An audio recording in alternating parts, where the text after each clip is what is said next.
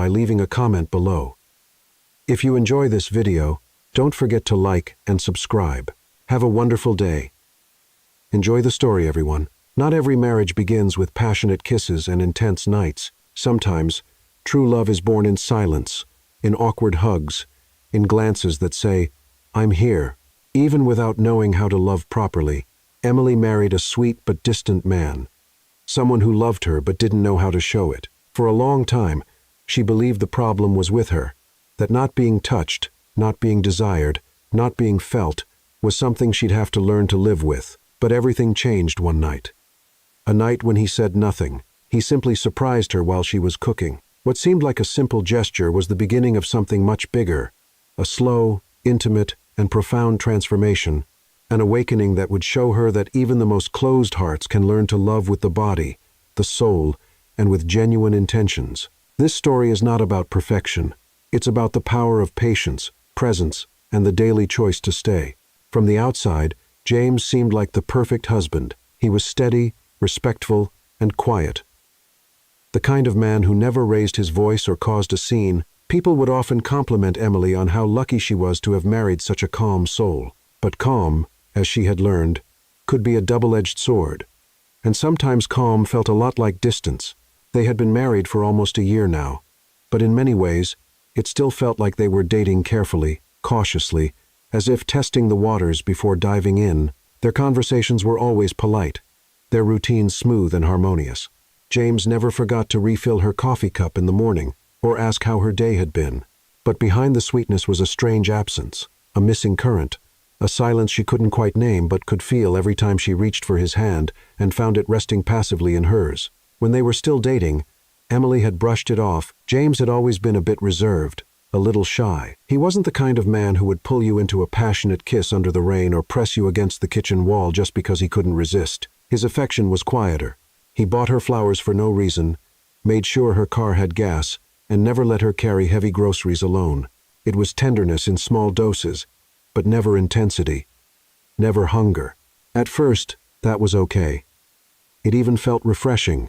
Emily had dated men who were all passion and no stability, men who kissed like fire but burned out just as fast. With James, she thought she had finally found something lasting, safe. But now, married and sharing a bed with him night after night, she sometimes felt like a guest in her own love story. She would lie awake beside him, the room dark, except for the soft blue glow of the alarm clock, listening to his even breaths and wondering, was this it? Was love supposed to feel this quiet?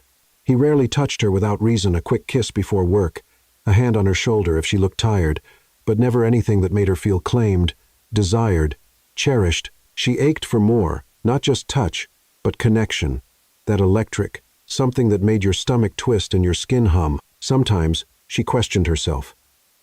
Maybe she was asking for too much.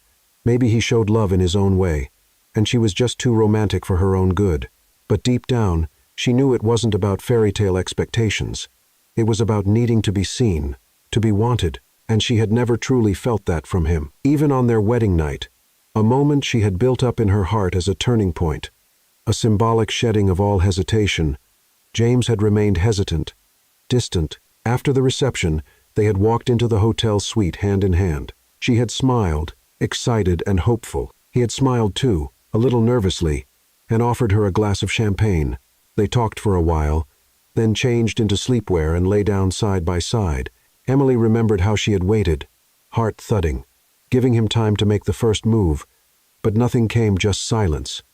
Just the hum of the air conditioner and the soft creak of the mattress beneath them. She turned to him eventually, placed her hand on his chest, and leaned in. Even then, his kiss had been hesitant, soft, unsure, almost like someone checking to see if it was allowed. She took the lead that night, guided him, held his gaze, reassured him with touches and murmured words. But inside, something wilted because every step felt like it came from her. Every moment of closeness was something she had to create while he simply followed. That's when the questions began to take root in her mind. Was he afraid? Was it shyness or inexperience? Or worse, was she simply not someone he desired deeply? It was a terrifying thought, not because she needed constant validation, but because she had given him everything, her heart, her trust, her body, her future, And what she yearned for in return wasn't grand gestures or endless praise. It was presence, that unmistakable fire in the eyes of someone who truly sees you, who craves your touch not out of obligation but out of need. She couldn't ask him, "How do you ask the man you married if he's just not into you like that?" So she kept those thoughts locked away, buried beneath polite smiles and busy days. She worked, cooked, cleaned, laughed with friends. She held his hand in public, took pictures on holidays, but the ache remained. At night, she'd sometimes whisper to herself, "He loves you. He's just different." And maybe he was, but different didn't make the silence easier to bear. There were moments when she caught him staring at her, during dinner or while she read on the couch, and his gaze was soft, thoughtful, but it never lingered, never darkened with longing, never turned into action. It was like watching a candle that refused to catch fire. No matter how many times you struck the match, she loved him. That much was certain. She loved his quiet intelligence, his thoughtfulness, the way he always knew when she needed space or a warm cup of tea. She loved that he never lied, never made her doubt his loyalty. He was dependable in all the ways that mattered. But love without expression was starting to feel like hunger without food. She didn't want to change him.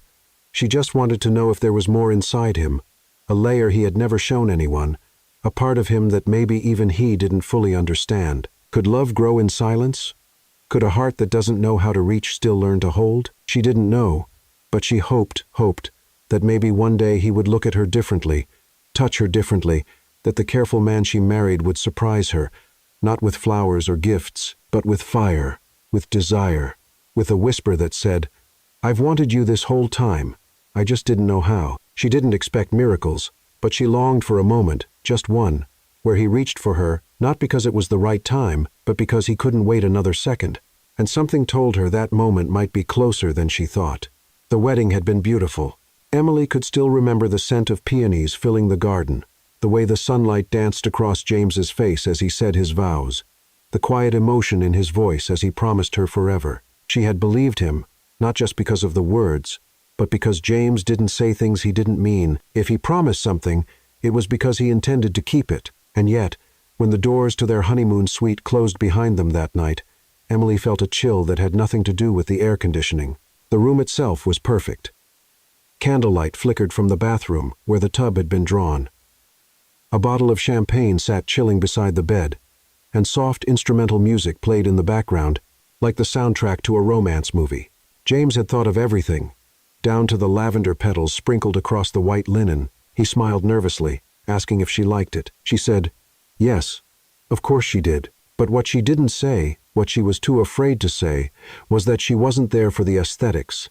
She was there for him. She had hoped, truly hoped, that the magic of that day would awaken something in him, that maybe once the ceremony was over and the weight of expectations lifted, he would finally relax, that the man she loved would take her in his arms, look at her like she was the only woman in the world, and kiss her like he meant it, kiss her like he couldn't help himself. Instead, what followed was an echo of all the quiet nights before. They sat on the edge of the bed, their wedding clothes exchanged for pajamas, his a neat gray cotton set, hers a delicate satin slip she had picked out months ago, imagining it would be the start of something unforgettable. James complimented her softly, said she looked beautiful. She smiled, whispered, "Thank you," and then, silence not the kind that came from comfort or peace, but the kind that gnawed at your insides, the kind that made a woman question herself. Emily waited, giving him space. Maybe he was nervous, she thought. Maybe he just needed a little time. So she moved closer, gently touched his face, and leaned in to kiss him. His lips responded, but not with urgency. There was no tremor in his hands, no rush in his breath, just polite reciprocation, like a man trying to follow instructions written in a language he barely understood. She tried again, this time with more emotion, her fingers grazing the back of his neck, her body tilting into it. But James froze, just for a second, just long enough for her to feel it. That pause was louder than words. Still, she didn't stop. She couldn't. She had waited for this moment for months. Not just the act itself, but what it meant. Union, intimacy, the raw expression of a love that didn't need translation. She wanted to feel him want her, not because he was her husband, but because he was her man. So she took the lead, guided him, and he followed, carefully, hesitantly, like someone navigating a room full of fragile glass. Every movement was tentative, every kiss lacked weight, every touch seemed to wait for approval. By the time the night ended, Emily was lying beside him, eyes open, staring at the ceiling, her heart not broken but quietly bruised. She didn't cry. There was nothing dramatic about the moment. It was just empty, and that emptiness whispered questions she wasn't ready to answer. Was he afraid? Was it just nerves? Or was there something deeper? Something he hadn't told her, something about his past, or something about her. She thought of the stories her friends told, about passion that couldn't wait, about honeymoon nights full of laughter and tangled sheets, but in her suite, there was only silence. James kissed her forehead, rolled over, and fell asleep within minutes. She lay still, her body warm from the closeness but her heart cold. Maybe it was just the first time, she told herself. Maybe it would get better, but part of her knew this wasn't just a lack of experience. This was something else, something locked inside him. In the days that followed, James didn't mention it. He kissed her in the mornings, asked if she wanted coffee, planned little outings. He seemed happy, content, and maybe he was, but Emily couldn't shake the feeling that she had been the only one truly present that night. It wasn't about physical satisfaction, it was about the emotional absence, the missing weight in his gaze, the lack of urgency in his touch. It was the realization that even on the night meant to seal their love in its most sacred form, she had felt alone, and that loneliness, wrapped in silk sheets and candlelight, was far more painful than any fight could have been. She didn't bring it up. Not yet. Because how do you say to the man who gave you a perfect wedding, "I think you forgot to bring your heart"? So she smiled. She made love again, if that's what it could be called, and she waited. Waited for him to see her. To really see her. Because love, she believed, wasn't just about being chosen, it was about being claimed. And James, sweet and gentle James, hadn't claimed her at all. Not yet. But something in Emily's soul refused to give up. She wasn't angry. She wasn't bitter. She was simply waiting for something to change, for the fire she believed he held inside. For the moment, however far away, when the quiet man she married would finally surprise her, and when that moment came, would it be too late? The days after the honeymoon were filled with smiles. Neighbors brought gifts. Co-workers congratulated her at the office. And social media overflowed with comments on how radiant the couple had looked at the wedding. To the world, they were the picture of happiness. And in some ways, Emily felt happy too. She had married the man she loved. Their apartment was cozy, filled with soft lighting and bookshelves they built together. James cooked for her twice a week, always remembering to toast the bread just the way she liked. He asked about her day, listened attentively, laughed at her jokes, even the bad ones. He was kind, constant, good. But love, she was learning, was not only about goodness, it was also about touch, about desire, about the subtle tension in the air when someone brushes past you and neither of you can breathe for a second, and that was missing. At first, Emily tried not to think about it. She filled her schedule, volunteered for extra projects, met friends for lunch, told herself that intimacy wasn't everything, that passion could wait, that maybe it wasn't even that important in the long run. But late at night, when James's back was turned and the moonlight slipped through the curtains, those quiet doubts came crawling in. Why doesn't he touch me more? Why does it feel like he's holding something back even when he's holding me?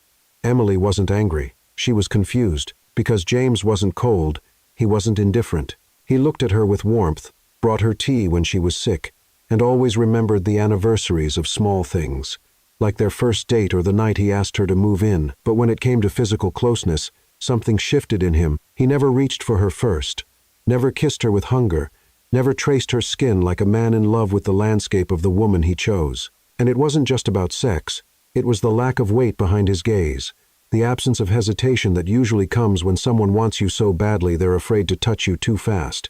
That beautiful, delicious ache of longing. Emily missed that ache, even if she'd never fully had it with him. She began to observe other couples quietly on the subway, in cafes, during walks through the park.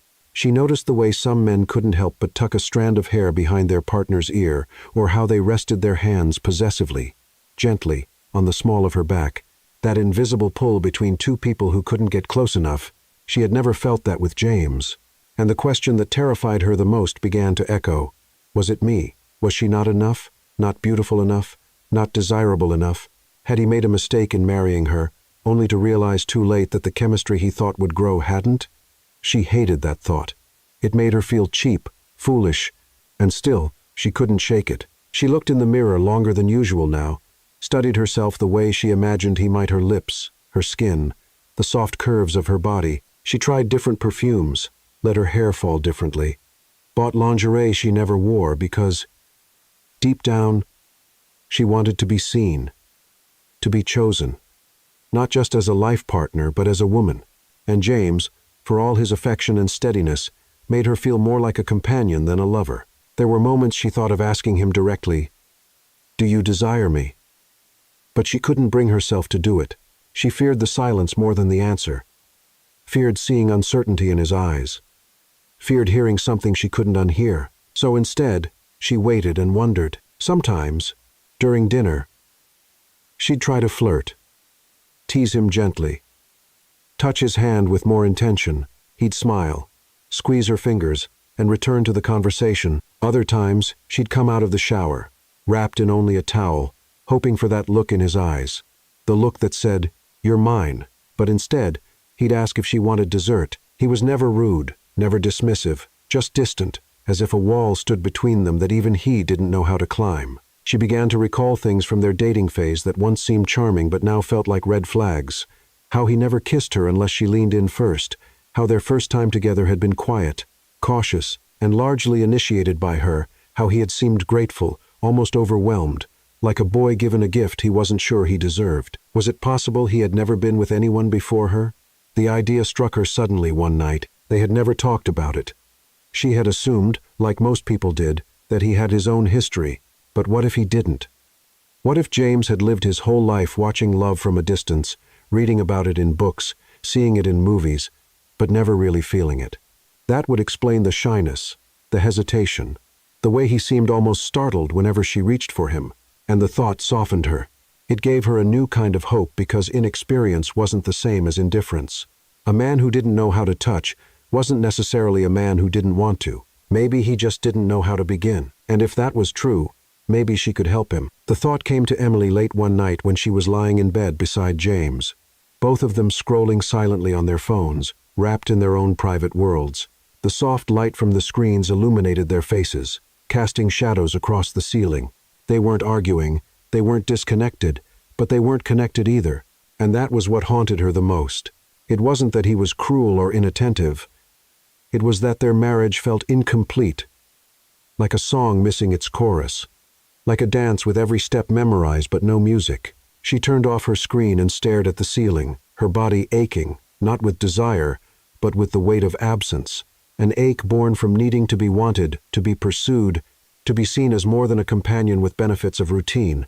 She remembered a conversation with a friend once, someone who had been struggling with her own partner's lack of initiative. "We watched a couple of adult videos together," her friend had said, laughing a little. "It actually helped, gave him ideas, took the pressure off." Emily had dismissed it at the time, thinking it wasn't her style. But now, weeks into a marriage where even a kiss felt rehearsed, she found herself wondering, what if James had simply never learned?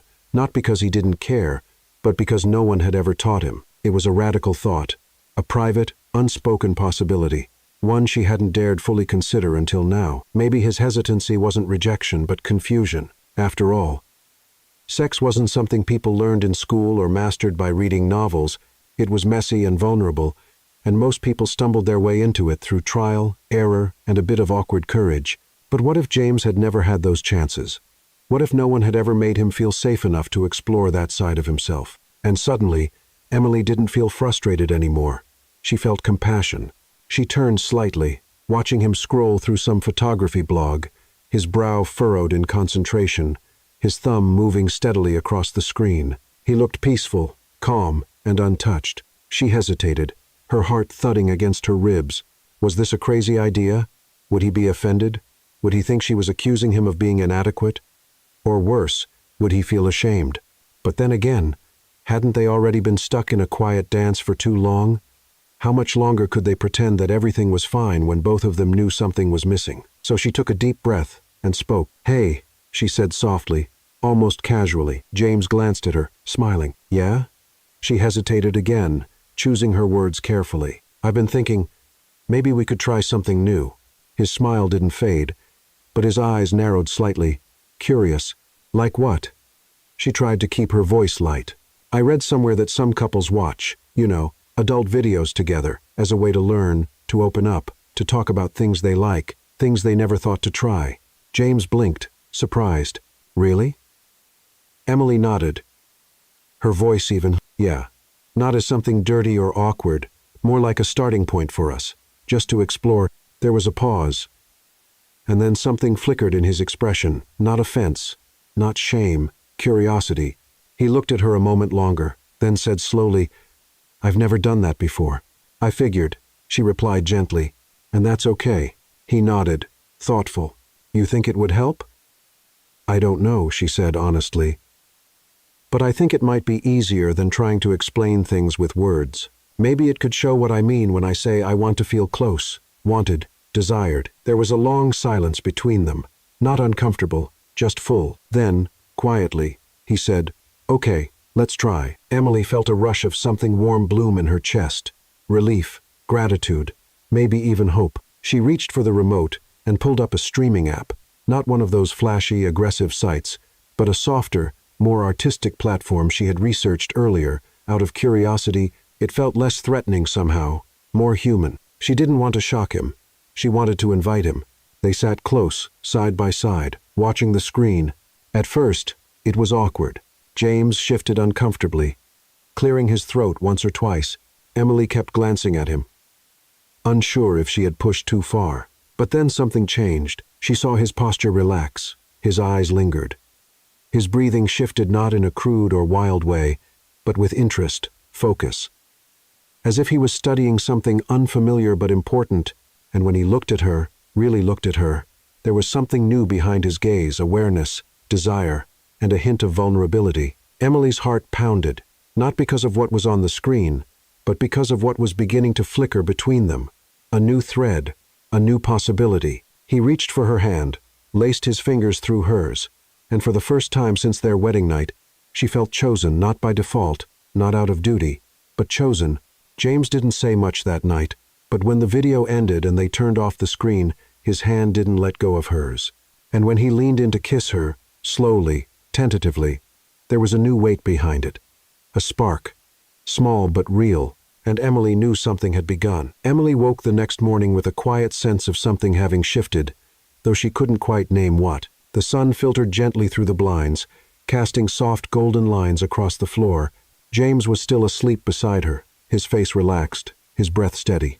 She lay still, not wanting to wake him just yet, letting the warmth of the moment settle in. There had been no grand transformation the night before, no fireworks or sudden surge of confidence, but something had undeniably changed. It was in the way James had looked at her during the video, curious, attentive, almost like he was discovering a language he never knew he wanted to speak. It was in the way his hand had tightened slightly around hers, as though anchoring himself to her as he stepped into unfamiliar waters. It was in that kiss, tentative, yes, but no longer devoid of heat. For the first time, she hadn't been the only one initiating, and that mattered. It was subtle, maybe imperceptible to anyone else.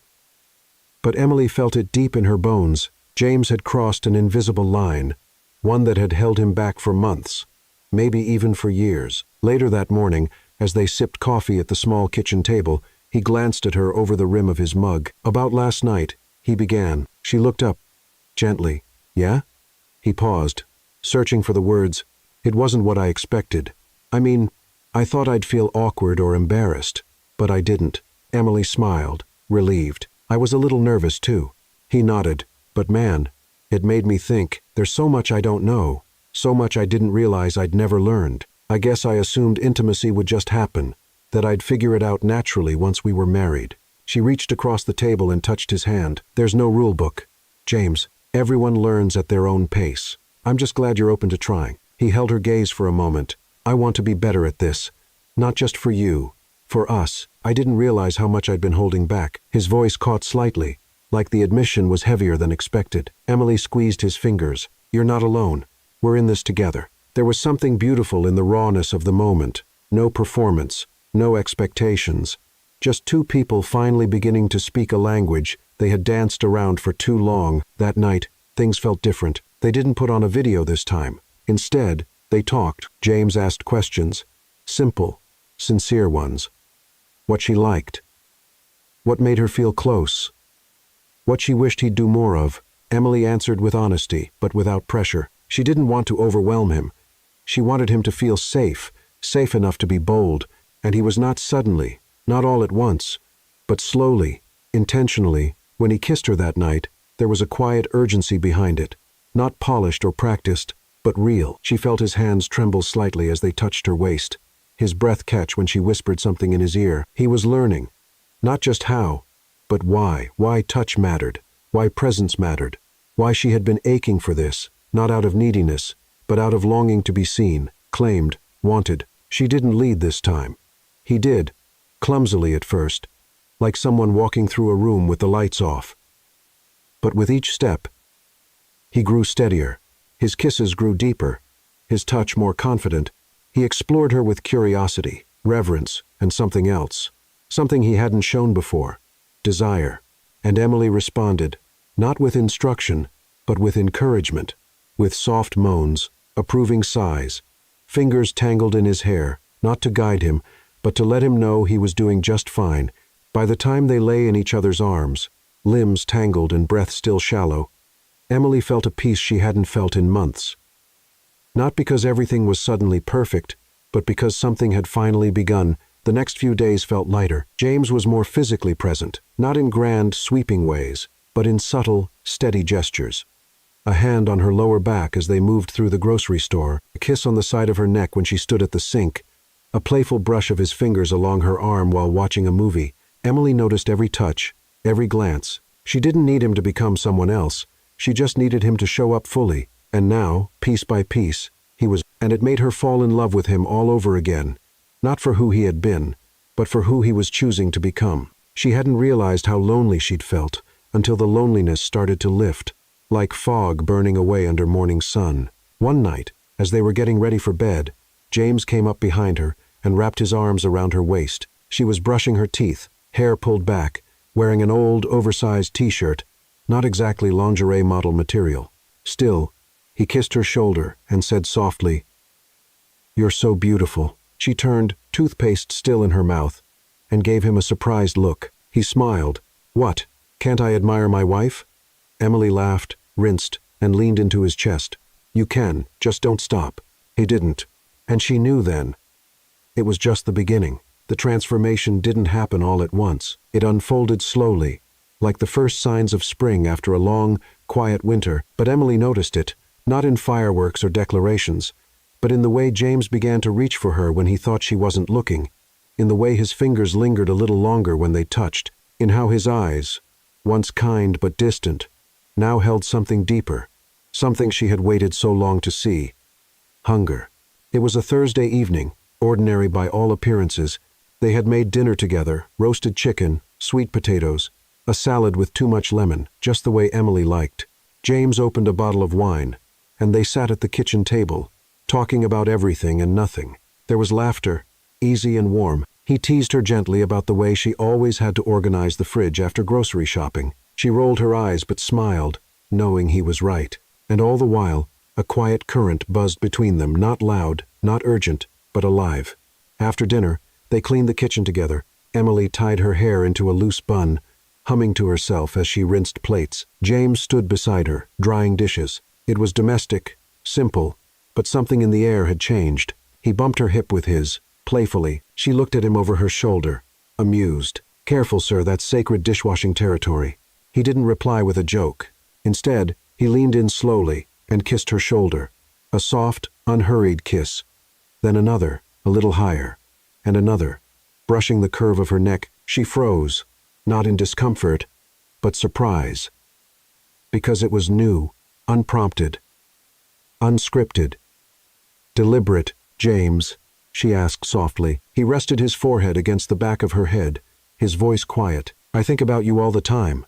I just never knew how to show it." She turned to face him. His eyes were darker than usual, not with sadness, but with something that looked a lot like desire held in too long. "You don't have to be perfect," she said. I don't want perfect, he replied. I want you. The words weren't poetic, they weren't rehearsed, but they hit her like thunder in her chest. She reached for him, kissed him slowly, savoring the way his mouth moved with more certainty than before. His hands found her waist, then her hips, and this time they didn't hesitate. There was no awkward pause, no polite retreat, just presence, just him, there, fully. He led her out of the kitchen, fingers laced with hers, not to the bedroom, but to the living room. He didn't turn off the lights. He didn't wait for the perfect moment. He just began, on the couch, under the dim glow of the lamp, with the faint hum of traffic outside, grounding them in reality. James kissed her like a man who had decided, finally, to let himself feel. His kisses were firmer now, fuller, and when his hands roamed her body, they did so with reverence and curiosity. He wasn't copying anyone. He wasn't imitating a scene from the night before. He was there, with her, for her, learning her as if she were a song he finally allowed himself to hear. Emily gasped softly when his fingers brushed the hem of her shirt and slipped underneath. Her skin responded instantly, goosebumps trailing in his wake. He paused, just for a second, eyes meeting hers. Okay? He asked. She nodded. Yes. More than okay. What followed wasn't hurried or frantic. It was slow, intentional. His touches were careful, but bolder now. He kissed her collarbone, her shoulders, her waist, stopping to look at her, to learn what made her sigh, what made her shiver, what made her smile with closed eyes. Emily felt like she was being discovered, not just physically, but soul deep. Every gesture said, I want to know you. I want to understand how to love you, not just with words, but with hands, with lips, with presence. And she gave herself to that moment completely. She didn't need perfection. She needed effort. And James was giving her exactly that effort, wrapped in honesty, wrapped in the quiet passion of a man no longer afraid of wanting. Later, they moved to the bedroom. He undressed her with patience, not rushing. And this time, he didn't look away. His eyes drank her in, like she was something sacred. When he kissed her stomach, her thighs, her chest, there was no trace of shame or uncertainty, only curiosity and care. When he made love to her that night, it felt different not because of any technical change, but because his heart was finally in it. She could feel it in the way he held her afterward, in the way he kept whispering, "You're so beautiful," as if he had just realized it himself, in the way he didn't turn away or drift off immediately, but instead traced circles on her back with his fingertips. They talked in the dark for over an hour. He told her he'd always been afraid of not being enough. She told him he always had been. He admitted that physical intimacy had always confused him, made him feel like an outsider. Something about growing up in a household where feelings weren't discussed, where affection was rarely shown. His body had never learned the language of touch, and his heart had learned to stay quiet. Emily listened, and then she kissed his palm. "You don't need to apologize for what you didn't know," she said. "You're here now. You're learning. That's all that matters." He pulled her close, and she felt his breath warm against her hair. "I want to keep learning," he said, "with you." Emily closed her eyes. For the first time, she didn't feel like she was waiting for him. He was here, present, awake, desiring, and maybe, just maybe, they were only at the beginning of something beautiful. It had only been a few days since that night, since something in James had quietly, undeniably shifted. There was no announcement, no dramatic change in routine, but Emily could feel it in the air between them, like the subtle scent of a flower blooming in another room. James was present in a new way, not just physically, but emotionally, attentive, open. He was still soft-spoken and gentle, but there was a new layer of intentionality in the way he looked at her, touched her, moved around their shared space. And for Emily, even the ordinary had begun to feel extraordinary. It was a Saturday afternoon when the moment came, the kind of lazy day that used to stretch out in silence. James had offered to do the grocery run, insisting she take a long bath and relax. She had laughed at his insistence. He was rarely assertive about anything domestic, but she agreed, letting him take her list and her canvas bag. When he returned, she was still in her robe, hair damp, skin flushed from the hot water. She was humming softly as she chopped garlic at the counter, preparing one of their favorite pasta dishes. The kitchen smelled of basil and lemon zest. Soft music played in the background, some acoustic playlist they both liked, with gentle guitar chords and nostalgic vocals. She didn't hear him walk in. James stepped quietly behind her, setting the grocery bags down without a word. And then, Without warning, his arms wrapped around her waist from behind, firm, warm, steady. Emily gasped softly, not in alarm, but in surprise. It wasn't that he had never hugged her before.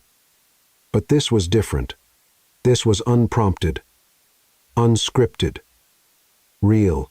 He buried his face in the crook of her neck, breathing her in, holding her like someone who didn't want to be anywhere else in the world. Emily froze for a second, heart racing. Not because of the hug itself, but because of the meaning behind it.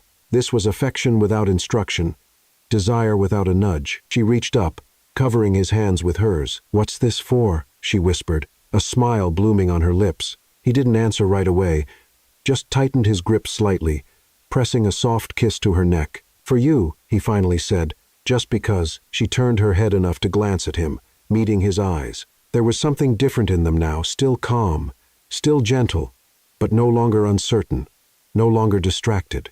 He was here. They stood like that for a while, wrapped in silence and garlic and background music, until Emily finally turned in his arms to face him fully.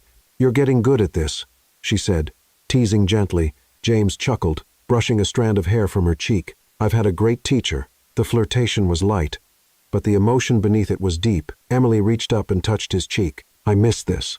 I missed you." He nodded slowly. "I think I've been here, just behind a wall, one I didn't even know was there. And now, I'm ready to tear it down." They kissed then, not passionately, not hungrily, but deeply. A kiss of presence, a kiss of gratitude, a kiss that said, "I see you. I choose you. I'm not hiding anymore." Dinner was a little late that night. The garlic nearly burned, but neither of them cared. Later, as they sat at the table, bowls steaming with pasta and the wine half gone, Emily kept stealing glances at James. There was a softness in his smile, a looseness in his shoulders, and when he reached across the table to hold her hand, it wasn't a habit, it was a choice, a moment of intimacy initiated not out of routine, but desire. That night, as they washed dishes side by side, he bumped her shoulder and whispered in her ear, "I've been thinking about you all day." She turned, raising an eyebrow. "In what way?" He leaned closer. "In every way," and just like that, her breath caught. Because those weren't words he used to say.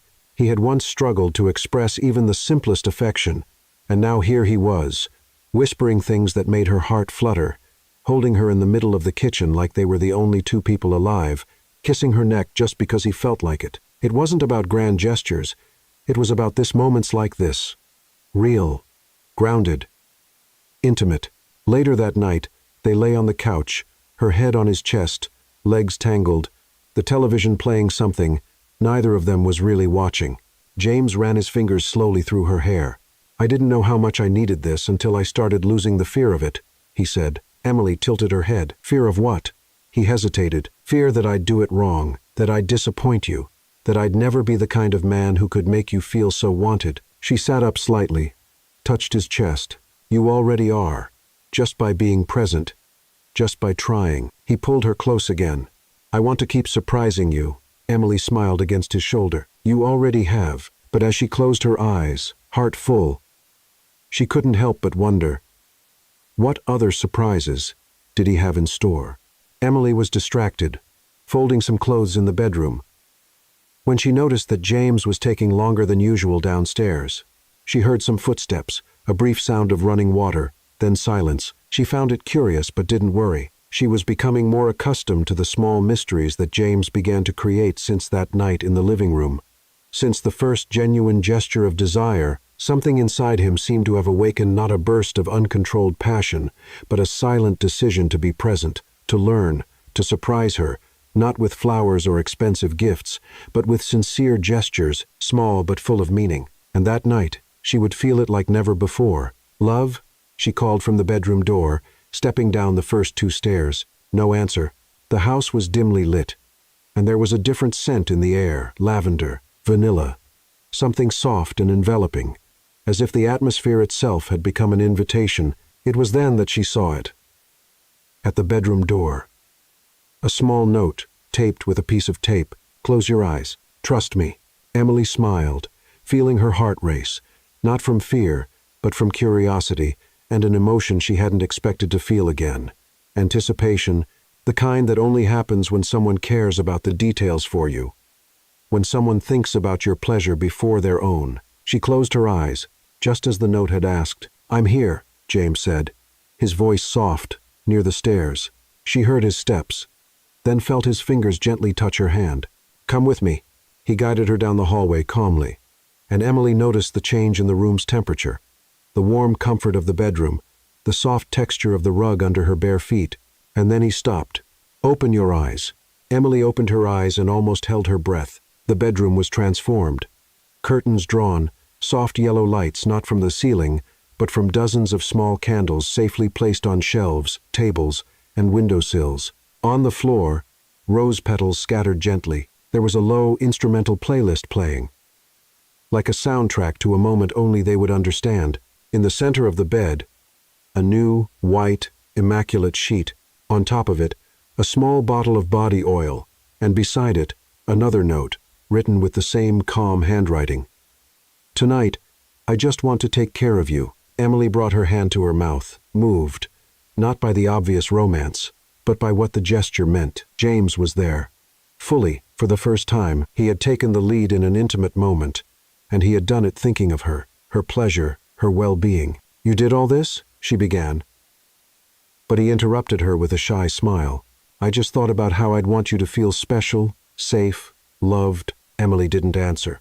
She simply walked to him and hugged him, long and silently, and then, without rushing, without unnecessary words, he began. James asked her to lie on her stomach and took the small bottle of oil. His hands, once hesitant, now moved with more confidence, not out of experience, but out of surrender. The first drop of oil landed warm on her back. Emily shivered slightly, closing her eyes, surrendering. His hands began to glide, first on her back, then on her shoulders, moving down to her arms, always with gentle pressure. As if touching her was a privilege, it was different from anything she had ever experienced with him. Every movement said, "I see you." He massaged not only her body but the silent accumulation of emotions, the months of waiting, the knots of insecurity, and as he gave himself to this gesture of care, Emily felt something dissolve within her. Something heavy, something she hadn't known she was still carrying. James knelt beside her, and for a few seconds just watched, as if admiring was part of the ritual. Then, with his fingertips, he traced invisible lines along her waist, her thighs, the side of her face, always attentive, always asking with his gaze if everything was okay, and it was. It was more than okay. Emily felt enveloped by a love that was finally freeing itself from fear, a love that was learning to speak through touch, through initiative, through silent presence, and above all, through intention. She turned to face him. "What changed?" she asked in a whisper. He thought for a second before responding. "I stopped thinking I needed to know everything to start doing something." She smiled. And I started just feeling.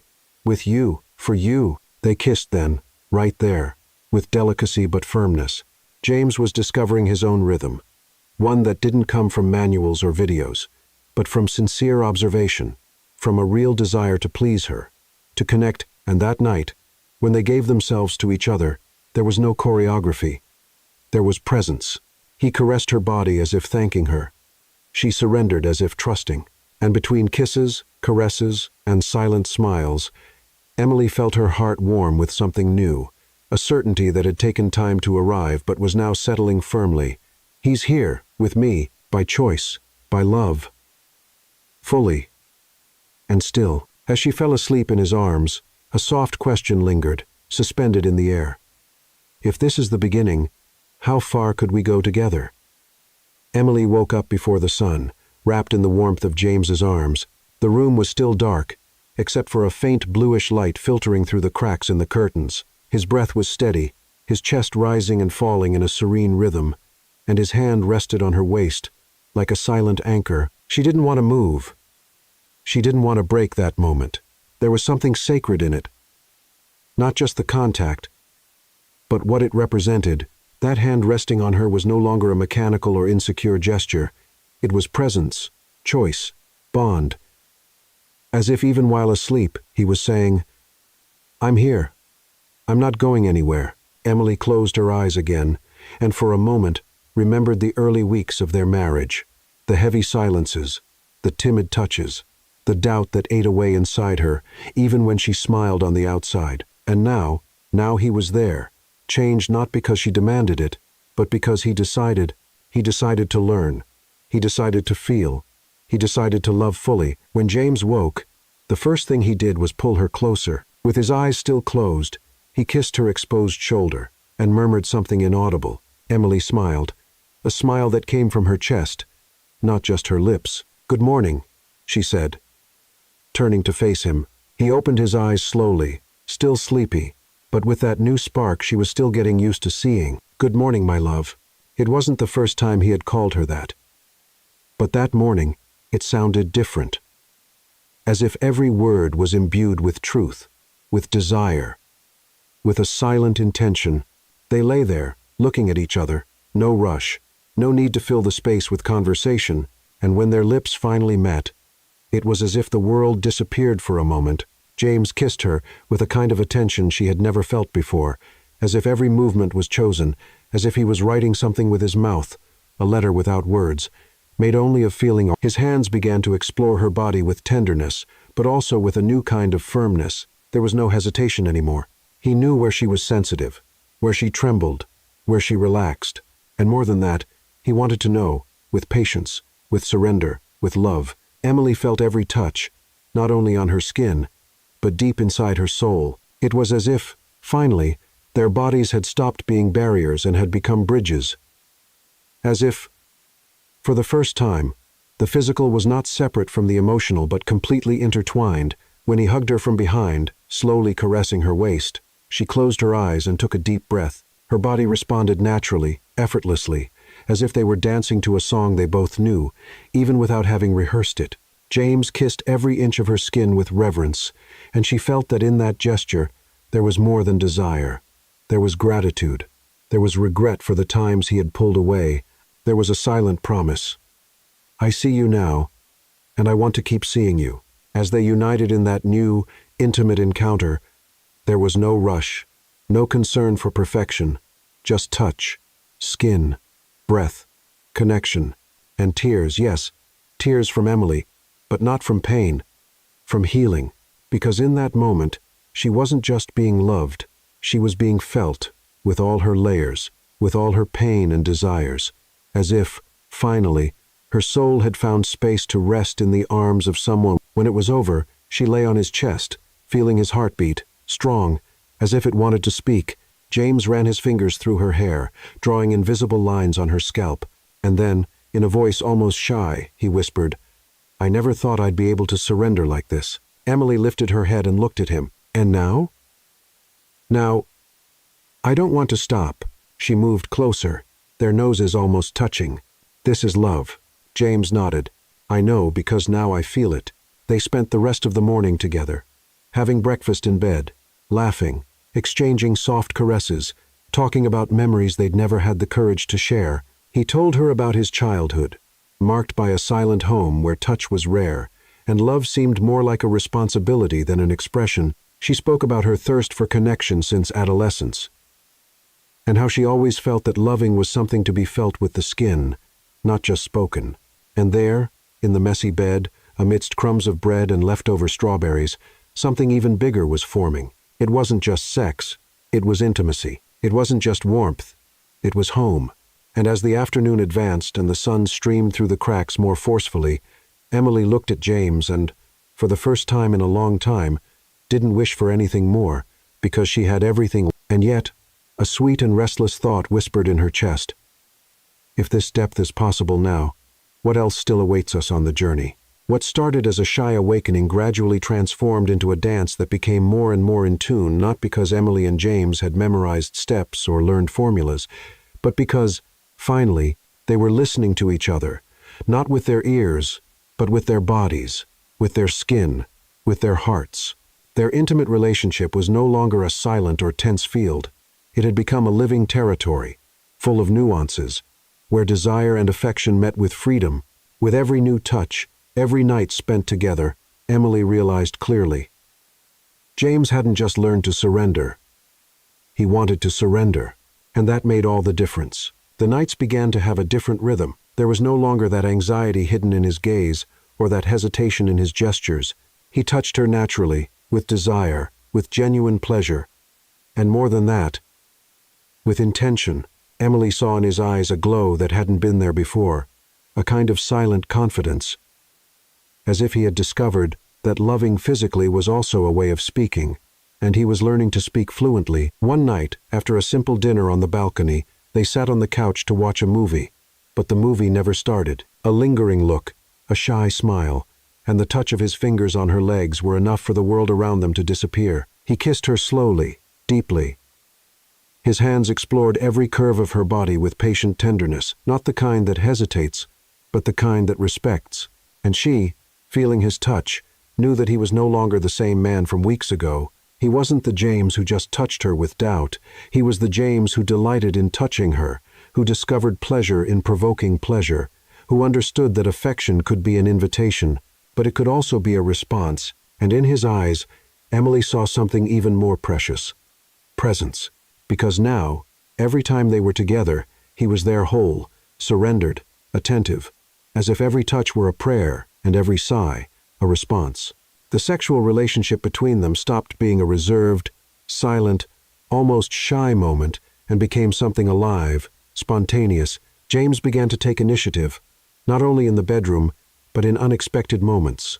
A warmer kiss in the kitchen, a prolonged hug in the hallway, a touch on the back while she washed her face, followed by a, "You're so beautiful." Emily felt her body respond in a new way, not just with excitement, but with freedom, because when there is trust, even desire blooms differently.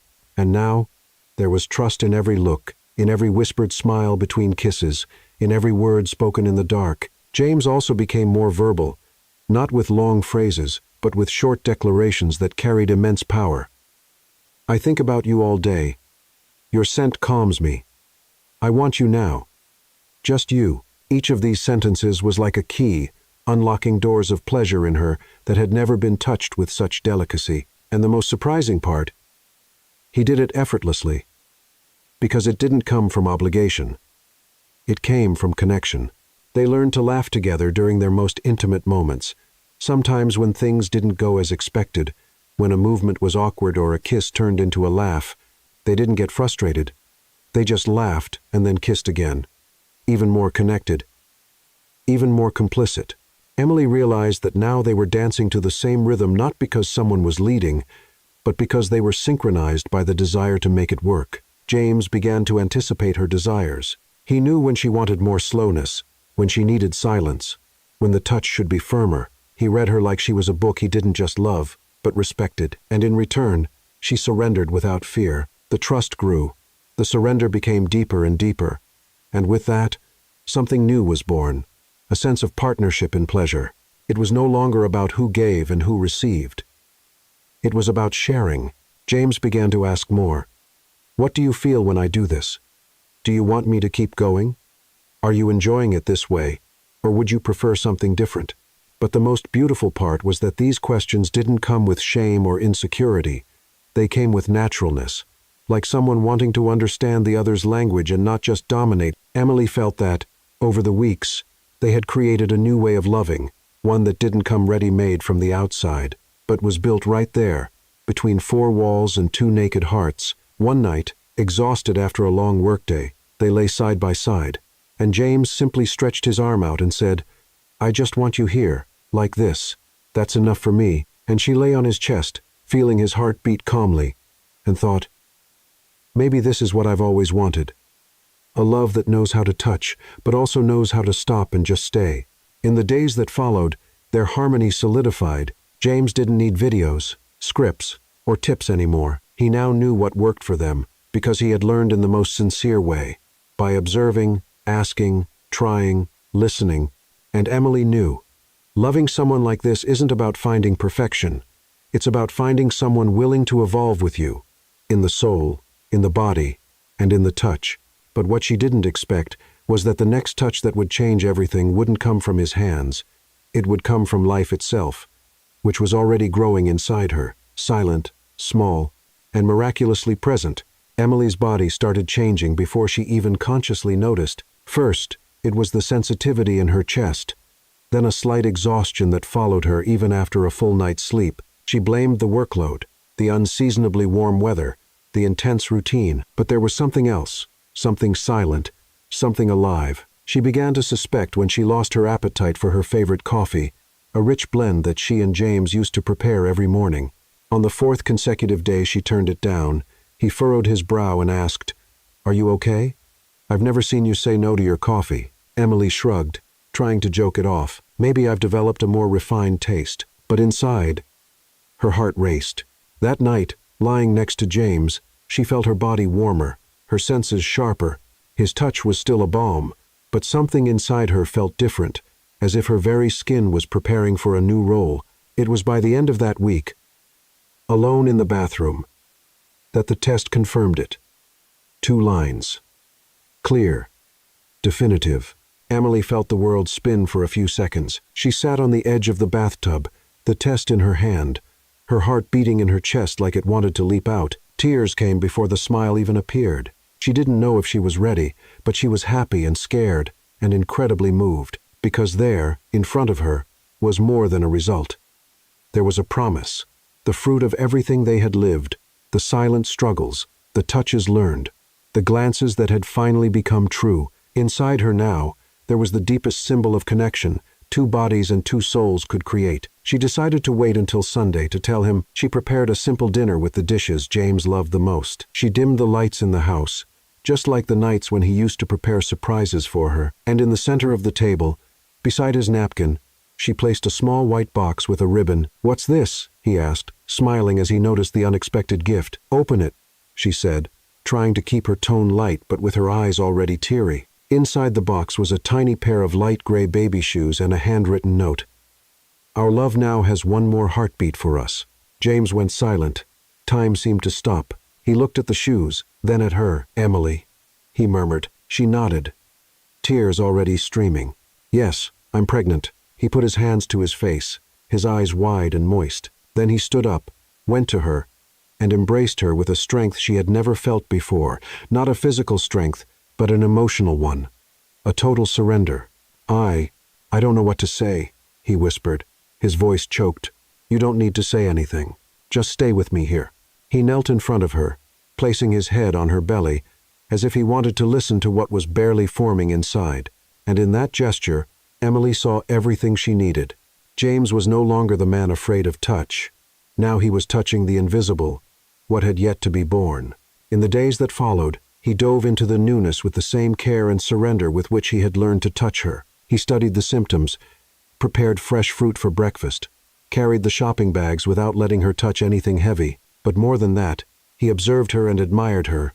"You're different," he said one night, lying with his head on her lap. "Puffy," she joked. "Beautiful, serene, radiant."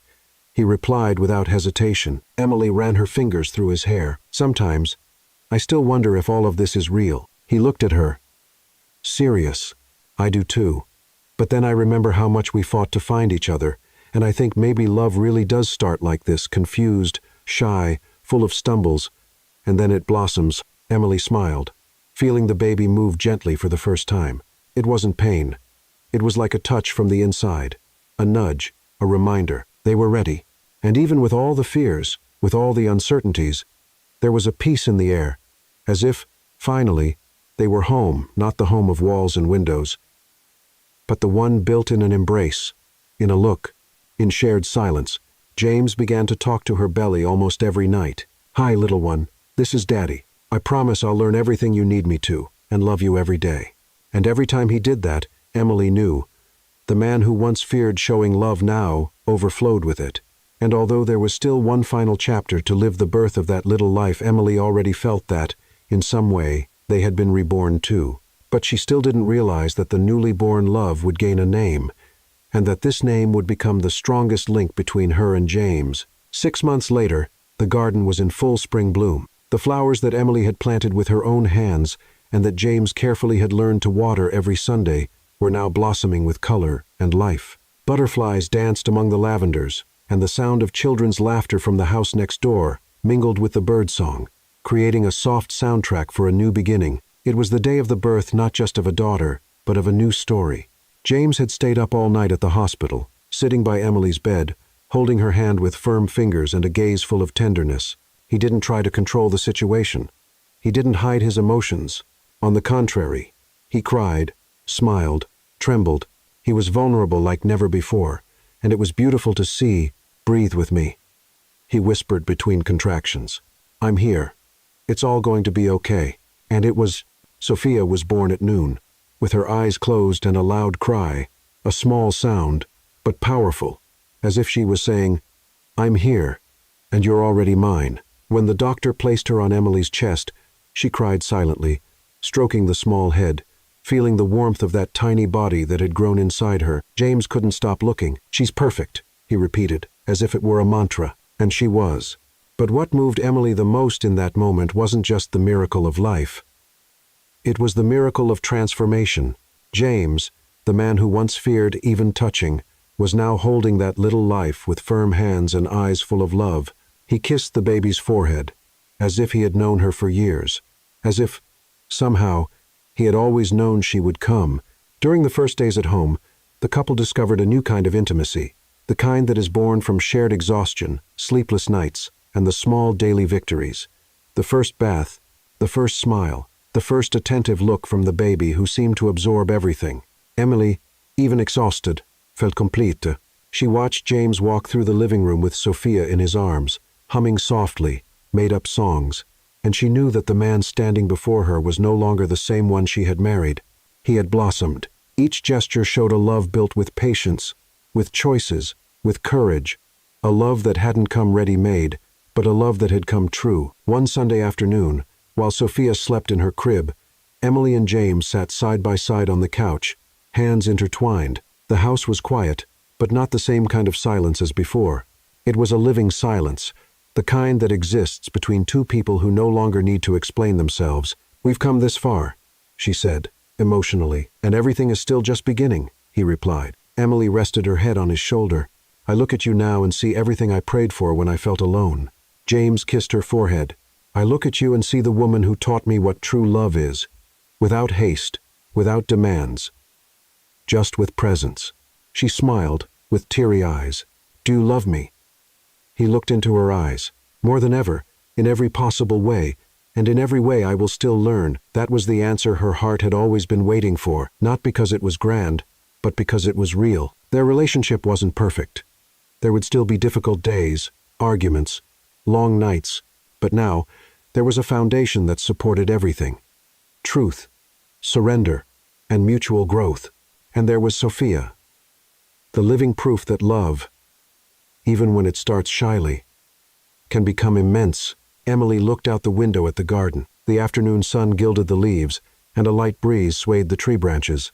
She thought of everything they had lived, the insecurity at the beginning, the silent tears, the first time he touched her with genuine desire, the notes, the unexpected hugs, the smiles after love, and she thought, this is why it was worth not giving up. That night, as they placed Sophia in her crib, James took the little hand of their daughter and said, May you grow knowing that love is possible, even when it takes time to bloom, even when it starts in silence.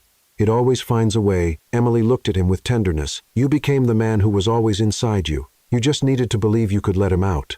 He smiled, and you were the bridge between fear and courage.